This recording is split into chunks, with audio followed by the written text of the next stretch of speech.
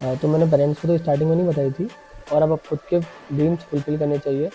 Then I told to my parents कि I want to continue with travel.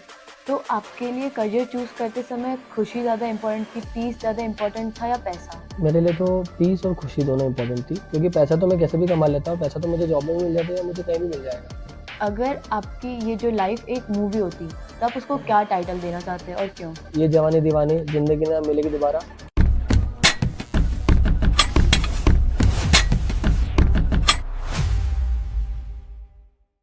Hey guys, मैं हूँ प्रेक्षा ठाकरे और आज हम बियॉन्ड टॉक्स पर हैं। हमारे साथ एक जाने माने यंग एंटरप्रेन्योर मिस्टर खंडेलवाल हैं। तो कैसे हैं आप? Very fine. तो आपको क्या इंस्पायर करा था इस फील्ड में आने के लिए, बिजनेस के फील्ड में? So this was my passion from very young age. From starting only from childhood only I was truly inclined about this travelling, कि ट्रैवल कैसे होता है, लोग इतने कंट्री कैसे घूमते हैं, क्यों घूमते हैं, इसके पीछे क्या रीज़न होते हैं कि उनको इतनी खुशी मिलती है घूम के। तो I was incline to this from the childhood only, and that that moment only I thought कि मुझे ट्रैवल से रिलेटेड ही कुछ करना है। तो आपने जब ये चीज़ अपने पेरेंट्स को बताई तो उनका रिएक्शन क्या था? तो मैंने पेरेंट्स को तो स्टार्टिंग में नहीं बताई थी। पहले मैंने जो पेरेंट्स चाहते थे स्टार्टिंग में 2-3 साल वही करा। They wanted me to do a job everything, पहले मैंने वो करा। देन आफ्टर सम टाइम जब मुझे लगा कि now it's right time to go, और अब खुद के ड्रीम्स फुलफिल करने चाहिए, then I told to my parents कि I want to continue with travel. अब उसमें मुझे पैसा ज़्यादा मिले या खुशी ज़्यादा मिले, दैट मैटर्स। तो फिर मैंने उनको बताया उसी टाइम पे, and it was when I was in college first year, at that time I told them. तो आपके लिए करियर चूज़ करते समय खुशी ज़्यादा इम्पोर्टेंट थी, पीस ज़्यादा इम्पोर्टेंट था या पैसा? मेरे लिए तो पीस और खुशी दोनों इंपॉर्टेंट थी, क्योंकि पैसा तो मैं कैसे भी कमा लेता हूँ, पैसा तो मुझे जॉब में भी मिल जाता है या मुझे कहीं भी मिल जाएगा। अगर आपका इंटेंट सही है तो आप पैसा कैसे भी कमा लोगे, बट उस चीज़ को करने में आपको कितनी खुशी मिल रही है और उससे आपको कितना सुकून मिल रहा है, जब आप एट द नाइट आप सो रहे हो तो आपको ऐसा लग रहा है कि हाँ, आज के दिन मैंने कुछ अचीव करा है। That was my purpose. तो आपने लाइक जब ट्रैवलिंग का बिजनेस स्टार्ट किया तो सबसे डिफिकल्ट प्रॉब्लम्स या फिर जो प्रॉब्लम्स आपने फेस करी थी वो क्या-क्या थी? See although this was new industry for me, तो प्रॉब्लम्स तो बहुत सारी मैंने फेस करी। फर्स्ट इन्वेस्टमेंट का, second lack of knowledge. I was just having passion और ड्रीम थे। बाकी all thing I wanted to just learn from the industry itself. तो स्लोली स्लोली चैलेंजेस आते गए, ट्रस्ट बिल्ड करना इंडस्ट्री में, and we was the only first brand in central India. MP में कोई सा ब्रांड ही नहीं था। तो पूरा एमपी का ट्रस्ट बिल्ड करना, अक्रॉस द ग्लोब लोगों को ट्रैवल कराना और उनसे एक लमसम अमाउंट लेना, तो this was the challenge I was facing.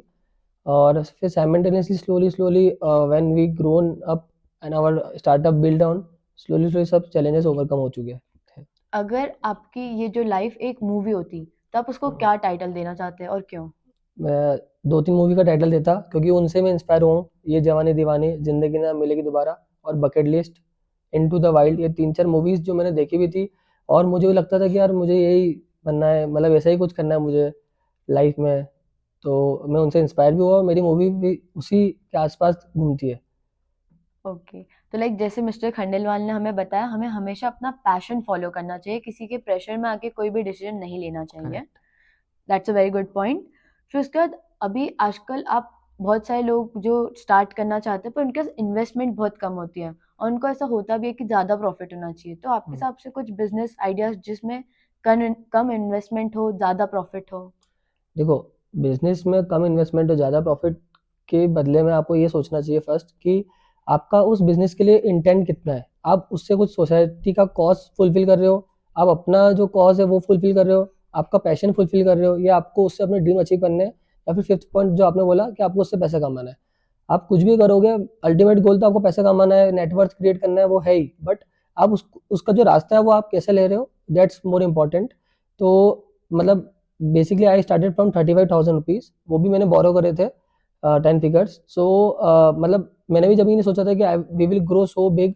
मुझे ये था कि मेरा पैशन जो है मैं बस फॉलो करूँ, और मेरा इंटेंट क्लियर होना चाहिए कि I will get up and I will do my hard work, और मैं उसी प्रोसेस को डेली करूँगा, and I continued it for 6 to 7 years, and पैसा तो उसके साथ आ ही रहा है। तो क्या आप बता सकते हो कि आपने उस 35,000 से कैसे इतना बड़ा एक एम्पायर अपने ग्रो करा? तो स्टार्टिंग में इट वाज लाइक कि my first year was tune track, तो it comes in McLeodganj part of region. वहाँ से सबसे पहले मैंने तो मतलब व्हेन वी स्टार्टेड तो देयर वाज नो प्रमोशन, ये सब इंस्टाग्राम तब इतना वो नहीं था। तो हमने लोकली हम खुद ही जाते थे, पोस्टर चिपकाते थे टिंकूस कैफ़े पे या कोई से रेस्टोरेंट पे खुद ही पोस्टर चिपका रहे हैं। हर कॉलेज के बाहर खड़े होके पैम्पलेट बाँट रहा था, मैं खुद ही बाँटता था। तो that was a cheap marketing, मतलब जिसमें आपका इन्वेस्टमेंट ज़ीरो हो रहा है, बस आपको सिर्फ प्रिंट आउट निकालने हैं और उससे मैंने मार्केटिंग करी खुद ने। और देन मतलब जैसे किसी को अपन for example we took a booking from customers, तो इनिशियली हर कोई इतना अमाउंट फुल इन्वेस्टमेंट कोई फुल अमाउंट नहीं देता था ट्रिप का। सो 50% एडवांस लेते थे, फिर 50% जो उसका अमाउंट था वो हम खुद ही इन्वेस्ट करते थे। तो 35,000 मैंने कस्टमर के बेसिस पे ही इन्वेस्ट करा। ओह! हम्म। तो आपके लिए लाइक एक ब्रांडिंग ज़्यादा इम्पोर्टेंट है, लाइक लोगोज़ और कलर्स, की लोगों को अपने से इमोशनली कनेक्ट करना? फर्स्टली इमोशनली कनेक्ट करना। आप अगर आपके उस ब्रांड से या उस क्रिएटिव से या उस मार्केटिंग टूल में भी आपका इमोशंस है, तो you will grow from marketing and branding itself. आपके हर क्रिएटिव में, हर आपकी रील में आपका इमोशंस होना चाहिए। तो लाइक आपके हिसाब से किस टाइप की ब्रांडिंग लोगों को ज़्यादा अट्रैक्ट करती है? For say I will tell about my industry. मेरी इंडस्ट्री में जो लोगों को ज़्यादा अट्रैक्ट करती है, that is like for ever we are having two brands, one is barefoot techniques and one is second innings. तो second innings for 50 plus age group parents. So उसमें हम जो ब्रांडिंग मार्केटिंग करते हैं that is all regarding to 50 plus age group, कि उन्होंने अपने 50 की एज में उन्होंने जो मिस कर रखा है, जो वो अचीव करना चाहते हैं। फॉर एग्जाम्पल उनको 50-60 की एज में उनको साथ नहीं मिलता है, उनके बच्चे बाहर पढ़ने चले जाते हैं, जॉब के लिए चले जाते हैं, या दे गेट मैरिड, तो उनको साथ नहीं मिलता या एक अच्छी कंपनी नहीं मिलती है। तो हमने वो लूप होल उसको डील करा, उसी को हमने हमारे ब्रांड में इंस्टॉल करा और उसी से हम उसकी ब्रांडिंग करते हैं। कि क्योंकि ये एक मेजर एस्पेक्ट है, अगर आपके पेरेंट्स खुद के भी पेरेंट्स हो तो आप भी सोचोगे कि पेरेंट्स को कि अच्छी कंपनी नहीं मिलती है, ट्रस्ट नहीं मिलता है, वो दो लोग ही जाएंगे या कोई सिंगल पेरेंट है तो वो कैसे ट्रैवल करेंगे। वो उन्होंने अपने पूरे 50 ईयर्स उन्होंने अपने खुद की लाइफ के लिए तो कुछ रखा ही नहीं है, उन्होंने सिर्फ अपने बच्चों के लिए ही सब कुछ करा है। तो वो हमने क्रैक करा और उसके उसके आसपास ही हमारा ब्रांड और हमारी मार्केटिंग और ब्रांडिंग चलती है। तो आपने ये सब लाइक स्टार्ट जब किया था, आपने अकेले किया था कि अपने किसी कलीग के साथ, अपने दोस्त के I साथ started किया? with my two of friends, but in his, that was a college time। तो जब ऐसा रहता है कि जितने लोग दोस्त सपोर्ट करें, दोस्तों के अलावा कोई सपोर्ट तो जब करते नहीं है, तो जितने दोस्त सपोर्ट करें, मैंने सारे फ्रेंड्स ग्रुप का मेरा सपोर्ट लिया। फिर after 6 month 7 month they were got placed in some MNCs. तो फिर मैंने अब इट वाज माय पैशन, तो मुझे फॉलो करना था, तो उन्होंने छोड़ा, फिर I continued with my passion. Okay. तो लाइक आपके पास ये आइडिया कहाँ से, आपको ये लाइक इसके लिए नाम कहाँ से आपने सोचा?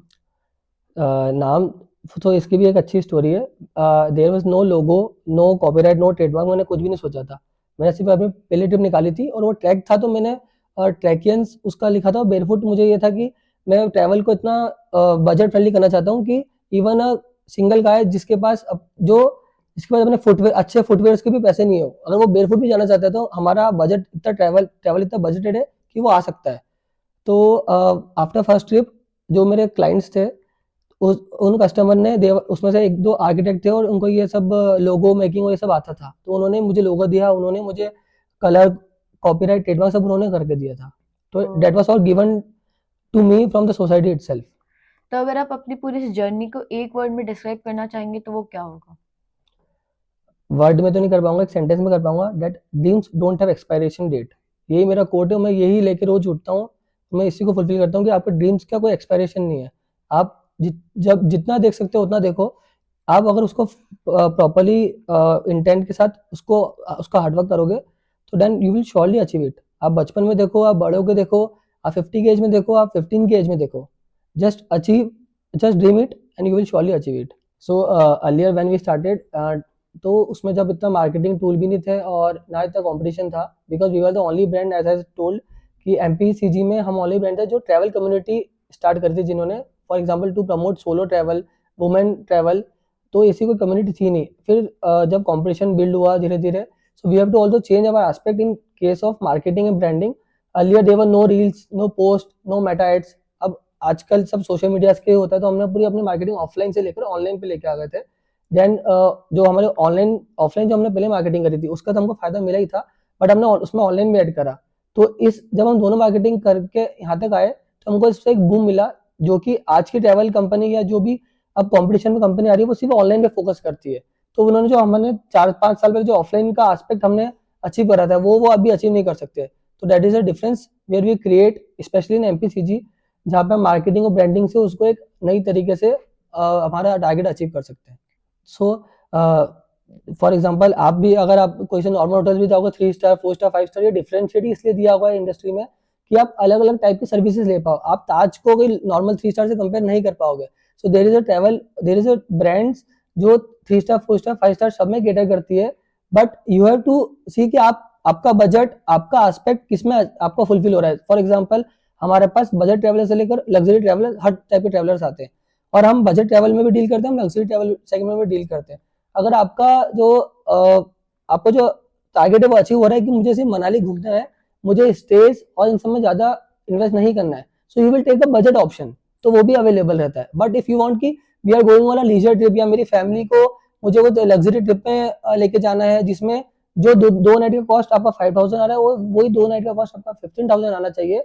इफ आपका वो बजट है, आप उतना इन्वेस्ट करना चाहते हो, आप वो वाला फील लेना चाहते हो, क्योंकि आई वुड से कि ऐसा नहीं है कि घूमने का और उस प्रॉपर्टीज में रहने का या उस सर्विस को लेने का सबका अलग अलग वो होता है कि आपको कितना अच्छा फील लेना है उस चीज का, सबका अलग अलग इन्वेस्टमेंट है, सबका अलग अलग फील है। तो whichever suits in your budget आप उसके अकॉर्डिंग प्लान करो। There are several option available in my company also, in my brand also, throughout the industry also. आप भी मतलब आप भी सब अवेयर रहते हो। फॉर एग्जांपल मैं आप एक एग्जांपल दूंगा कि अभी रिसेंटली मेरे साथ भी एक केस हुआ था कि 20-30 ट्रैवलर्स थे, दे वर गोइंग टू यूरोप। उन्होंने किसी ट्रैवल एजेंसी जो न्यू कमर थे उनसे बुक कराया, उनका हिस्ट्री कुछ भी नहीं जाना। That was a difference of 5000 पर person within my code and their code. उसके बाद जब वो उनको पता पड़ा कि उनका वीजा आ चुका है और वो यूरोप के लिए फ्लाई कर रहे हैं, तो वो इंदौर एयरपोर्ट पे गए, और इंदौर एयरपोर्ट पे उनको पता पड़ा कि उनके सारे फ्लाइट टिकट्स डमी थे और उनका होटल वाउचर भी डमी थे जो कि उन्होंने वीजा अप्लाई करने के लिए लगाए थे। तो जो कॉस्ट होंगे 3.5 लाख रुपीज, उसमें से सिर्फ 30,000 रुपीज का ही वीजा का जो चार्ज था वही अप्रूव हुआ, बाकी 2,20,000 रुपए वो ट्रैवल एजेंट लेके चले जा चुका था। अब आप सोचो 2.5 लाख रुपए इंटू 20, अब उसका अमाउंट लेके वो जा चुका था, और वो एयरपोर्ट पे मुझे कॉल कर रहे हैं कि कैन यू डू समथिंग। अब उस टाइम पे मेरे रिलेशन थे, तो मैं उनके लिए सिर्फ फ्लाइट ही बुक कर सकता था इमीडिएट बेसिस पे, तो उसका चार्ज तो उनको बियर करना पड़ा। जो उनकी 3 लाख की ट्रिप थी उनको 8 लाख की पड़ी थी, उन्होंने सिर्फ 5,000 बचाए थे। तो मैं इस एग्जांपल से, ये रिसेंटली एग्जांपल है मेरा लेटेस्ट का, और ये एग्जांपल न्यूज में भी आया था, दैनिक भास्कर, प्रेस वगैरह सब जगह अचीव हुआ था। मैं इससे आपको ये बताना चाहता हूँ कि when ever you choose a travel company या ट्रैवल ब्रांड, क्योंकि ये पहले ये सर्विस इंडस्ट्री थी, अब ये प्रोडक्ट बन चुका है कि आपको क्या लेवल पे उसको सेल करना है। तो अगर आप उसके कंपनी के रिव्यू चेक करोगे, अगर कंपनी प्राइवेट लिमिटेड है तो आप उसको एमसीए पे देख सकते हो, अगर कंपनी के पास जीएसटी है उसका जीएसटी नंबर चेक कर सकते हो, वो एमएसएमई में रजिस्टर्ड है कि नहीं, स्टार्टअप इंडिया में रजिस्टर्ड है कि नहीं, आप ये सारे डॉक्यूमेंट उनको चेक कर सकते हैं। You have right to claim that कि आप मुझे सब सर्टिफिकेट भेजो। हमारे पास भी कस्टमर आते हैं जो हमारे फॉर एग्जाम्पल जो आउट ऑफ इंडिया के ट्रैवलर्स होते हैं, फॉर एग्जाम्पल यूके के होते हैं, यूरोप सेगमेंट के होते हैं, तो they know about this, they are aware about it, तो वो हमसे मांगते हैं कि व्हाट इज योर प्राइवेट, आपका प्राइवेट लिमिटेड का रजिस्ट्रेशन दो, आपका एमएसएमई का रजिस्ट्रेशन दो, आपका उद्यम आईडी की दो, ये सब वो मांगते हैं। सो वो हम उसको देते हैं क्योंकि because we are registered, we are legally registered. अगर हमारी सर्विस कहीं फॉल होती है, शॉर्ट फॉल होती है, तो you can claim refund also, या आप कुछ भी क्लेम कर सकते हो। बट अगर जो न्यू कमर है जिन्होंने सिर्फ आज एक इंस्टाग्राम पेज बिल्ड कर लिया, उस पर एड लगा लिए, एक प्रोडक्ट निकाल लिया कि मनाली हम 5,000 में बेच रहे हैं, वो 4500 में बेचेंगे, तो इससे आपका पर्पज सॉल्व ये नहीं होगा कि आप 4500 में उसको घूम के आ चुके हो। आपका पर्पज सिर्फ एक ही सॉल्व होगा कि आप मनाली जा रहे हो, उसकी सर्विस अलग रहेगी, उसकी लीगलिटी अलग रहेगी। फॉर एग्जाम्पल आपको वहां पे उसने बोला कि दे विल कम 3 स्टार, हम 3 स्टार होटल के नाम बताते हैं, आपको फोटोज देते हैं, आपको लिंक शेयर करते हैं, और जब आप बुकिंग कर रहे हो without before taking the payment हम आपको ये सब बताते हैं। आप कॉल करो होटल पे, आप डायरेक्ट होटल से पूछो कि ये कंपनी का आप रेगुलर डीलिंग करते हो, वो आपको बताएगा। ये कंपनी आप ट्रस्टेड है, वो आपको बताएगा। वो होटल ट्रस्टेड है, वो क्या फूड मेन्यू देता है, वो 3 स्टार की 4 स्टार है, उसकी लोकेशन चेक करो, सब ट्रांसपेरेंट है। आप हमसे ट्रांसपेरेंसी रखो, आप खुद चेक करो, आप अपना होमवर्क खुद करके आओ, उसके बाद हम आपको बुकिंग अमाउंट दो। लोग क्या करते हैं, जैसे किसी से पूछा कि भैया ये तो 5,000 में दे रहा है और आप 5500 में दे रहे हो, 500 डिफरेंस, ऐसा क्यों? अब उस क्यों का जवाब मैं नहीं दे सकता, वो क्यों का जवाब उसको खुद को ढूंढना है, बिकॉज उसी ने ये कंपैरिजन लाया है 4,000, 4,500, 5,000, 5,500। वो कंपैरिजन का जवाब उसके पास, खुद के पास है। आप ताज को बोलोगे वहां जाके, आप ताज में तो रिसेप्शन में जाके नहीं बोलते हो कि आपको 15,000 का रूम नाइट क्यों है, हमको तो 5 वाला होटल 5,000 मिल रहा है। आप ये ट्रैवल कंपनी से पूछते हो क्योंकि वी आर, आप उसको सर्विस तरीके से लेते हो। आप हॉस्पिटलिटी इंडस्ट्री, ट्रैवल इंडस्ट्री, जब सर्विस इंडस्ट्री नहीं बची है, धीरे धीरे प्रोडक्ट में कन्वर्ट होते जा रही है। तो अगर आपको प्रोडक्ट आपको चूज करना है, आप कुछ प्रोडक्ट खरीदते हो, आप जैक एंड जोन्स पे जाते हो, ज़ारा पे जाते हो, तो आप नेगोशिएट नहीं कर पाते ना, आपको स्ट्रीट वेंडर पे जाते हो, नेगोशिएट करते हो, बिकॉज ज़ारा और ये सब ब्रांड के पास सब कुछ रहता है, उनकी क्लोथिंग की गारंटी रहती है, उनकी वारंटी रहती है, उनका ब्रांड बिल्डिंग होती है, तो उन सब में इन्वेस्टमेंट लगता है, इसलिए वो प्राइस डिफरेंस आता है। तो इट्स टोटली ऑन यू कि आपको किससे कंपेयर करना है और आपको किस ट्रैवल कंपनी के साथ ट्रैवल करना है। Thank you beyond talks for inviting me, it was a wonderful time over here, और it's a good initiative taken by you कि बड़े होके क्या बनोगे, एंड श्योरली जब ये आवाज़ लोगों तक जाएगी या जेनजीस तक जाएगी, they will surely get motivated, और उनको भी लगेगा कि उनके माइंडसेट क्लियर होगा कि how they have to build their roadmap and build their career. Thank you so much.